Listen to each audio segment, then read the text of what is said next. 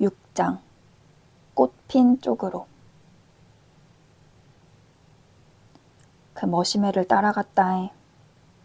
머시매 걸으면 빠르고 나는 늙었는디 아무리 걸어도 따라잡을 수 있어야지. 조금만 옆으로 고개를 돌려주면 옆 얼굴이 보일 것도 같은디 아무데도 안 둘러보고 앞으로만 가야. 요새 어느 중학생이 그리 짧게 머리를 깎았냐. 동그스름한 네 두상을 내가 아는디. 분명히 너였다잉. 네 작은 형이 물려준 교복이 니한테는 너무 컸다가 3학년 올라감수로야 겨우 몸에 맞았지. 아침에 네가 책가방 들고 대문을 나서면 한없이 뒷모습을 보고 섰고 잡게 오태가 났지. 그런디 그 모시면은 책가방은 어디다 놓고 빈손으로 훌훌 걸어가더라. 허연 하복 반소매 아래 호리호리한 팔뚝이 영락없이 너였단 게. 좁은 어깨하고 길쭉한 허리하고 걸음 걷는 게 고라니 꺼정 목이 앞으로 수그러진 게 꼭 너였단 게. 네가 나한테 한번 와준 거인지 지나가는 거라도 한번 보여줄라고 온 것인지 늙은 내가 너를 놓쳐버렸어야. 시장통 좌판 사이로 골목골목으로 1시간을 뒤지고 댕겨도 없어야. 무릎 속이 쑤시고 어찔어찔 골이 흔들려 바닥에 주저앉았다. 하지만 동네 사람이라도 만나면 큰일인 게 아직 어지러워도 땅을 짚고 일어섰지. 시장통까지 널 따라갈 적엔 먼 길인 줄도 몰랐는디 돌아오는 길엔 바짝바짝 목이 타더라. 동전 하나 주머니에 안 담고 나와갖고 무신 가게라도 들어가 찬물 하나 얻어먹고 잡았다. 그래도 누가 비렁뱅이 노인네라고 욕할까 무서운 게 벽이 나올 적마다 손으로 짚어감수로 싸묵싸묵 걸어왔다. 난리 버거지로 먼지 날리는 공사판 옆을 입을 꽉 막고 기침하면서 지나왔다. 가을 적에는 어째서 몰랐을까? 그렇게 시끄러운 공사판이 있는 것을. 그렇게 무참하게 길바닥을 뚫어싸고 있었던 것을. 지난 여름 큰 비에 우리 집 앞 골목이 움푹 파여버렸어야. 지나댕기는 애기들 발이 자꾸 빠지고 유모차 바퀴도 들어가면 안 나온 게 영 위험하더라마는. 결국 시에서 나온 사람들이 새로 아스팔트를 깔았다. 9월 초순 아직 더운 날에 고생하더라야. 펄펄 끓는 아스팔트를 수레에다 실어와서 들이붓고 평평하게 고르고 다지고. 일꾼들이 사라진 저녁에 내가 한번 나가봤는디 못 들어가게 줄을 쳐놔갖고 가상이로만 가만 걸어보니께 따뜻하더라야. 발목으로 종아리로 시큰한 무릎 속 거정 따뜻한 것이 한없이 들어오더라야. 다음날 아침엔 아스팔트가 말랐는가 줄을 걷어갔길래 살살 그 위로도 걸어봤는디 가장자리로 걸을 때보담 더 따뜻하더라야. 그래서 점심에도 저녁에도 그 다음날 아침에도 그 위를 걸었대. 서울서 온 너희 큰 형수가 놀람스로 묻더라야. 어머니, 가만히 있어도 더운데 왜 아스팔트 위를 걸어 다니세요? 몸이 추워서 그러제. 여기가 얼마나 따뜻한지 아냐? 삭신이 따뜻해야. 어머니, 요즘 조금 이상하시네. 몇 해 전부터 틈만 나면 같이 살자고 했었는 너희 큰형이 고개를 흔들더라. 어딘가 달라지셨어. 꼬박사흘 그렇게 열기가 남았었는디 결국 아스팔트가 식여버렸다. 섭섭할 것도 아닌디 섭섭했어야. 아까 점심 먹고도 한참 그 위에 서서 기다렸다. 식어버렸다 해도 거기가 조금은 더 따뜻한 게. 흐라고 지켜서 있다 보면 지난번같이 네가 훌훌 지나갈지도 모른 게. 참 모를 일이다 야. 그날은 왜 내가 이름 한 자리 못 불러봤는가. 주둥이가 딱 달라붙은 사람 맨키로 쌕쌕 숨만 몰아쉼수로 뒤를 밟았는가. 이번에 내가 이름 부르면 얼른 돌아봐라. 대답 한 자리 안 해도 좋은 게 가만히 돌아봐라. 아니지. 그럴 수 없는 것을 내가 알지.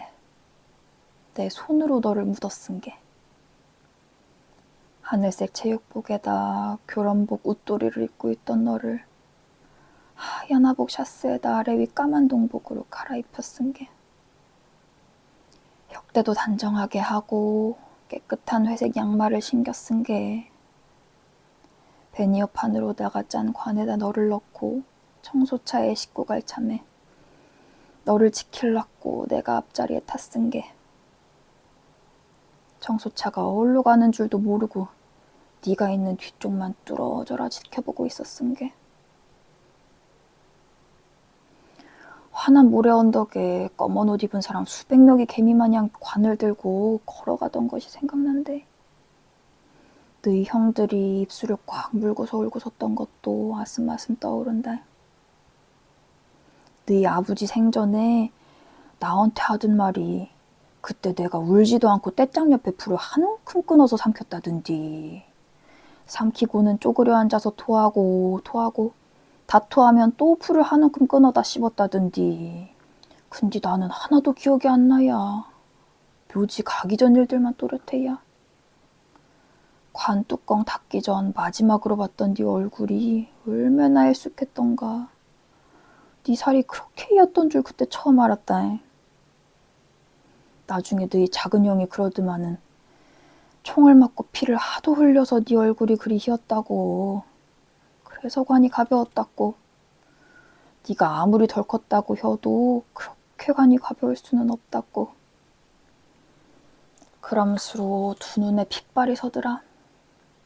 이 원수는 내가 갚을랍니다. 그것이 뭔 소리다냐. 깜짝 놀라서 내가 그랬다.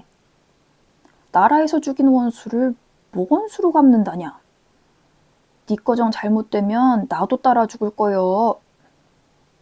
그러고 30년이 흘러가도록 너하고 너희 아버지 기일에 그 자석이 가만히 서서 입 다물고 있는 것을 보면 마음이 이상해야.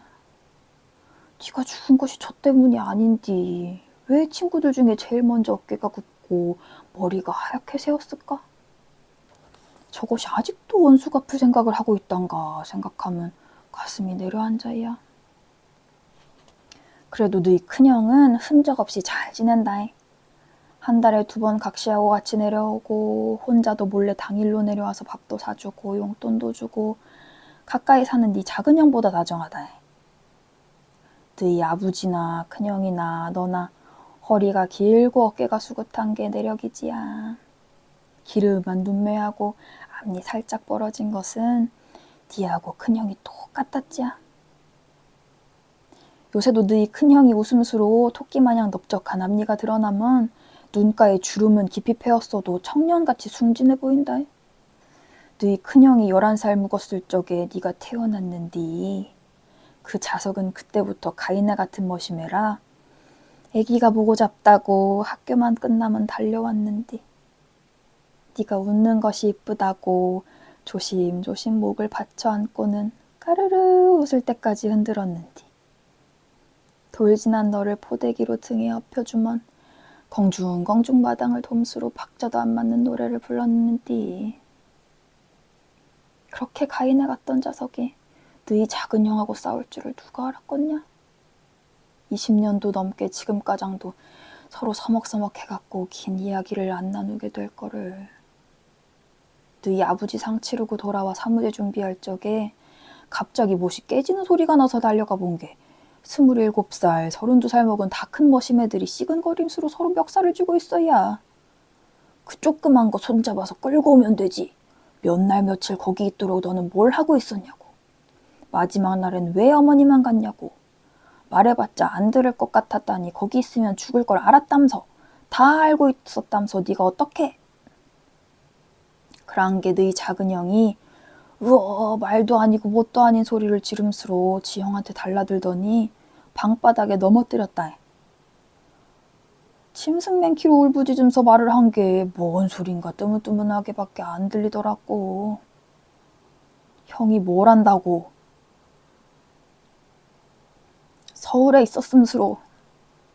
형이 뭘 한다고. 그때 상황을 뭘 한다고.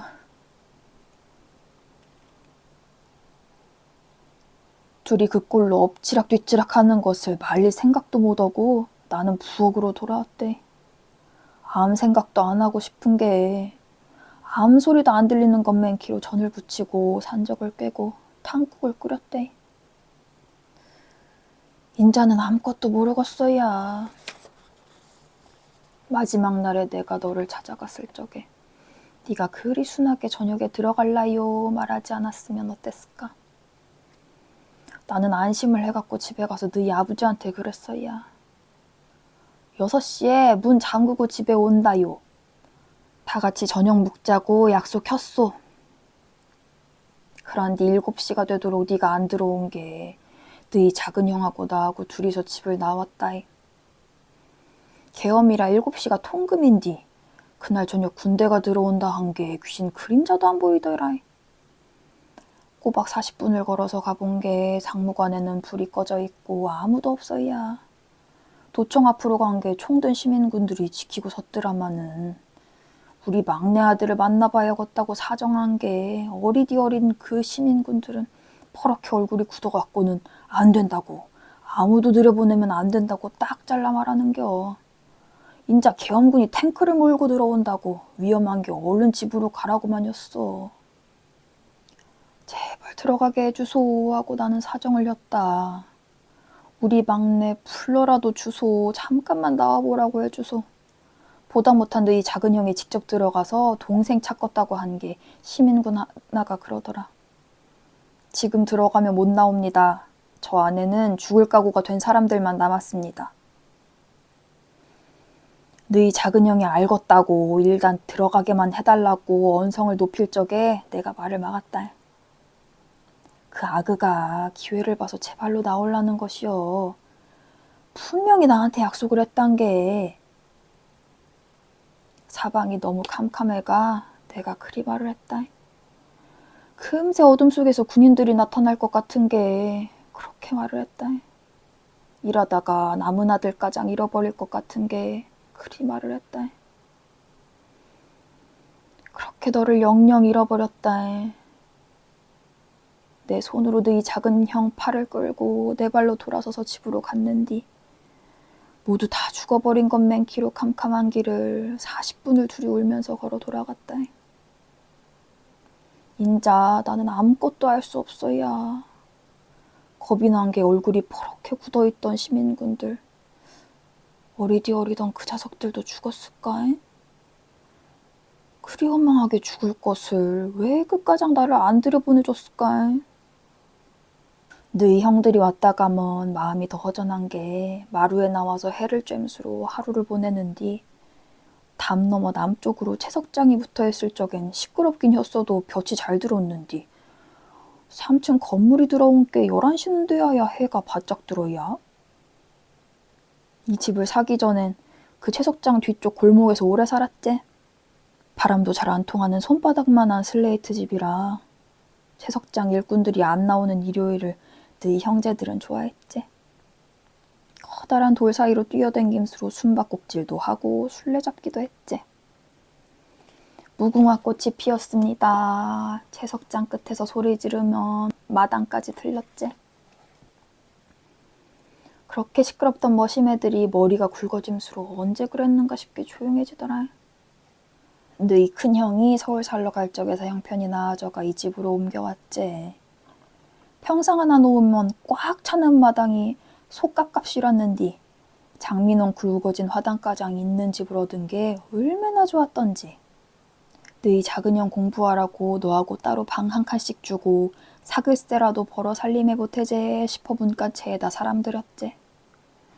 뒷일이 그렇게 될 줄을 누가 알았겠냐. 콩알맹키로 자그마한 그 남매가 들어온 게 위에 형제들하고 나이가 똑 떨어진 너에게 친구가 생긴 게 보기 참 좋았다. 둘이 교복 입고 나란히 학교 가는 것이 든든했다. 노는 날에 마당에서 배드민턴 칠 적에 채석장으로 공이 넘어가면 서로 주워오라고 가위바위보 하면서 웃어쌌던 소리가 듣기 좋았다. 그 남매는 어디로 사라졌을까. 그 집 아버지가 내려와갖고 실성한 사람 맨키로 쏘댕길 적에 내 처지가 기가 막힌 게 위로 한 자리 제대로 못 해줬어야.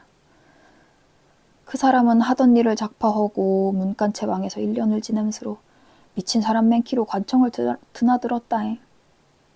안매장 장소가 발견됐다고만 하면, 어디 저수지에서 시체가 떠올랐다고만 하면 새벽이고 밤이고 달려갔다잉. 어딘가 살아있을 것이요, 분명히 살아서 둘이 같이 있을 것이요, 곤죽이 되도록 술을 먹고 부엌에 들어와가지고서는 정신 나간 것 맨키로 중얼거리던 모습이 눈에 선하다잉.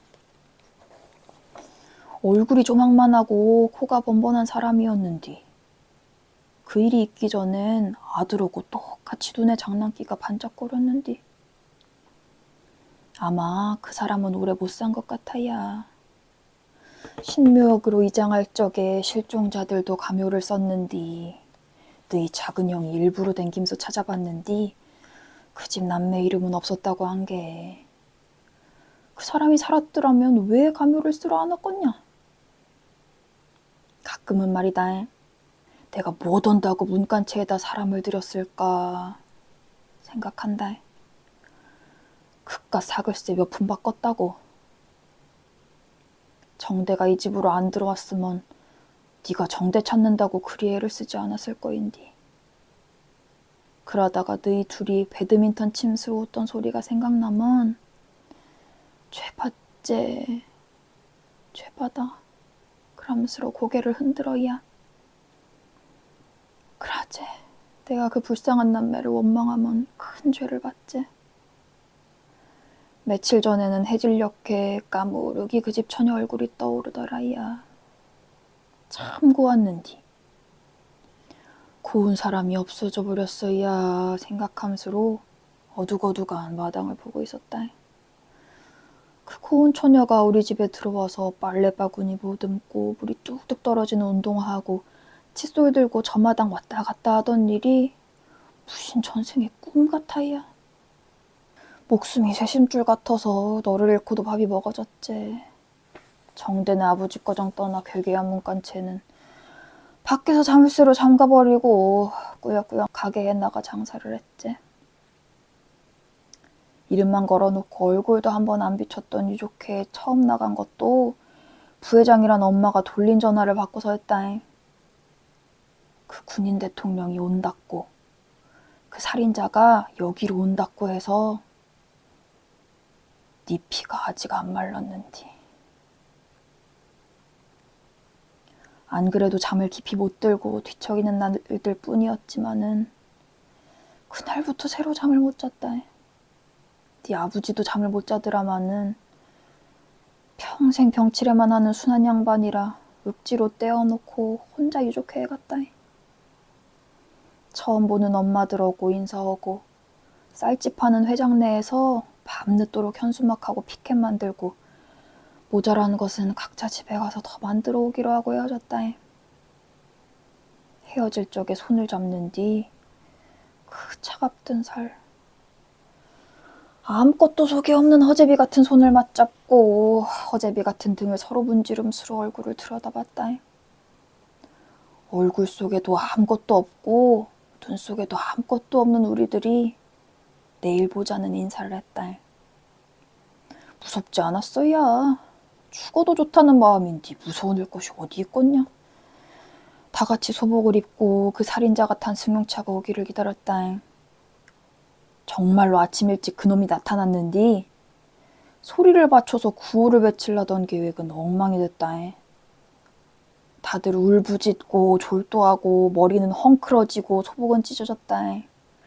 현수막은 펼쳤다가 바로 뺏겼단 게 경찰서에 다 같이 끌려가 넋을 잃고 앉아있는디 우리하고 다른 곳에서 시위하기로 했던 부상자외 청년들이 잡혀 들어왔다 안카냐.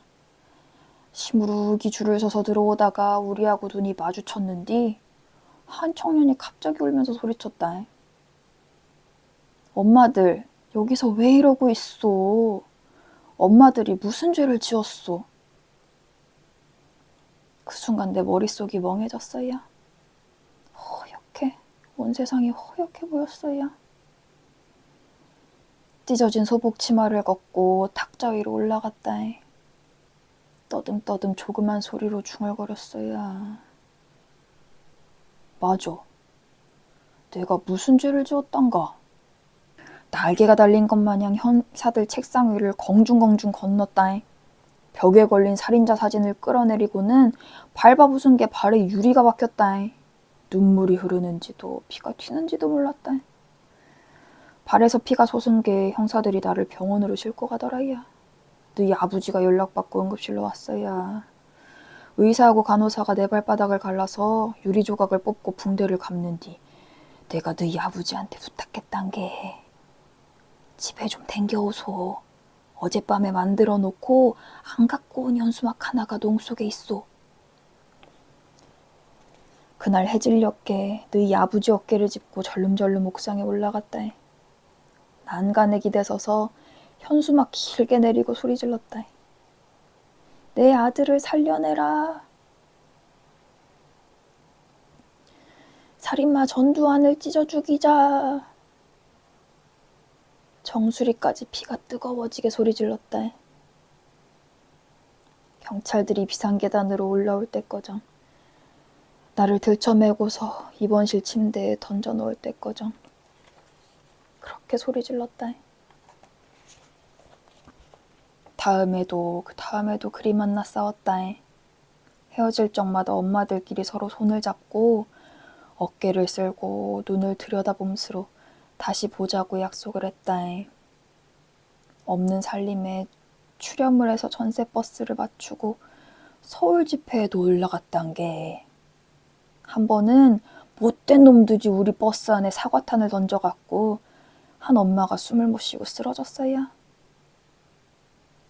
모두 다 잡혀 전경차 실려갔을 적에 그 놈들은 한적한 국도변에 한 사람 떨어뜨려 놓고 한참 가다 또 한 사람 떨어뜨려 놓고 그렇게 우리를 다 흩어놨어요. 나는 지리도 모르는 갓길을 따라 걷고 또 걸었다 해. 다시 우리들이 모여서 서로 등을 문지를 때꺼정. 추위에 펄해진 입술들을 들여다볼 때꺼정. 그렇게 끝까지 같이 하기로 했는디 이듬해 너희 아버지가 병을 얻어 약속을 못 지켰어요. 겨울에 임종할 땐 야속했다 해. 이 지옥에 나만 남겨놓고 가는 것이. 하지만 죽은 다음에 세상을 나는 모른 게 거기서도 만나고 헤어지는가, 얼굴이 있고 목소리가 있는가, 반갑고 서러운 마음이 있는가 모른 게 너희 아버지 이룬 것을 가엾어야 하는가, 부러워야 하는가, 어째 내가 알았겠냐. 그저 겨울이 지나간 게 봄이 오더만은 봄이 오면 늘 그렇게 나는 다시 미치고 여름이면 지쳐서 시름시름 앓다가 가을에 겨우 숨을 쉬었다 해.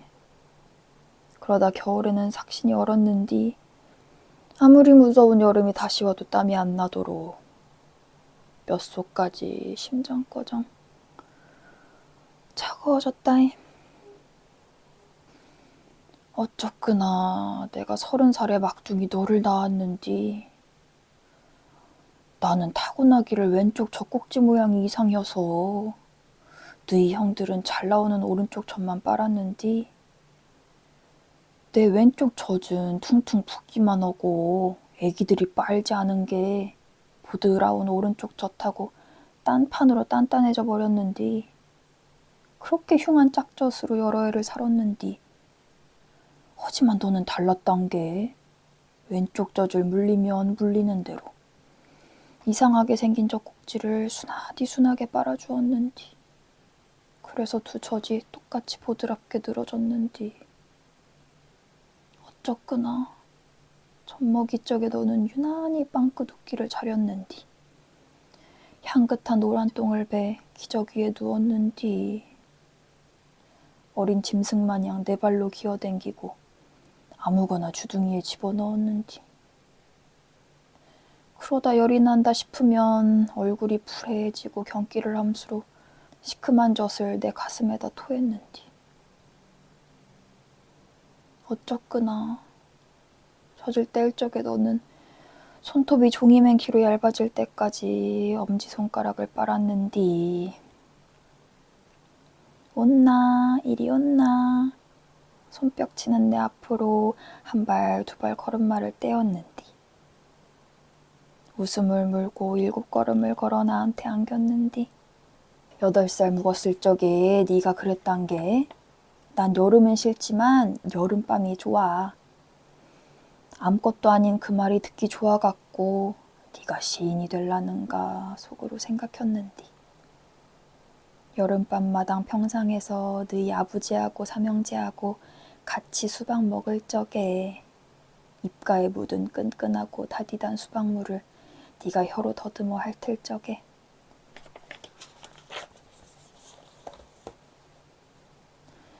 네 중학교 학생증에서 사진만 오려갖고 지갑 속에 넣어놨대. 낮이나 밤이나 텅 빈 집이지만은 아무도 찾아올 일 없는 새벽에 하얀 습자지로 여러 번 접어 쌓아놓은 네 얼굴을 펼쳐본다. 아무도 엿들을 사람이 없지만은 가만 부른다.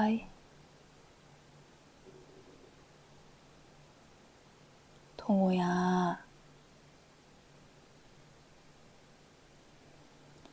가을비가 지나가서 하늘이 유난히 맑은 날엔 잠바 속주머니에 지갑을 넣고 무릎을 짚으면서 절름절름 천변으로 내려간다야.